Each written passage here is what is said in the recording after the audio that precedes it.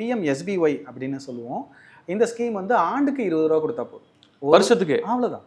ஒருத்தருக்கு வருஷத்துக்கு 20 ரூபா, மொத்தமாகவே 20 ரூபா. அவ்வளோதான். இந்த ஸ்கீமு உங்களுக்கு ஒரு சேவிங்ஸ் அக்கௌண்ட் போஸ்ட் ஆஃபீஸில் இருந்தால் போதும்.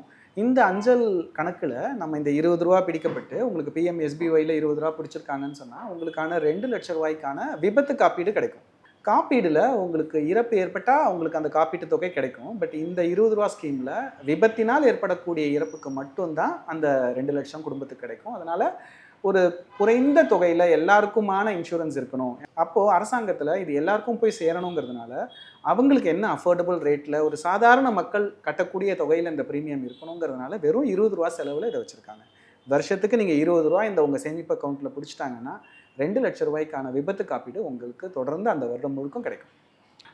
இதற்கான கிளைம் ப்ராசஸ் எப்படி வரும்னா, ஒரு விபத்தினால் ஒருத்தர் இறந்து போகிறாரு அப்படின்னா அவங்க டெத் சர்டிஃபிகேட்லேருந்து எஃப்ஐஆர்லேருந்து எல்லாத்தையும் டாக்குமெண்ட்ஸ் வாங்கி தமிழில் இருக்கக்கூடிய டாக்குமெண்ட்ஸை நாங்கள் கொஞ்சம் ட்ரான்ஸ்லேட் பண்ணி அதுக்கப்புறம் நம்ம டெல்லிக்கு அனுப்பி வைப்போம். இந்த ப்ராசஸ் ஒரு 2லேருந்து 3 மாதத்துக்குள்ளே முடியக்கூடிய ப்ராசஸ்ஸு. நம்ம எல்லாம் சரியாக இருந்ததுன்னா ரொம்ப சீக்கிரமே இதை வாங்கி கொடுத்துருவோம்.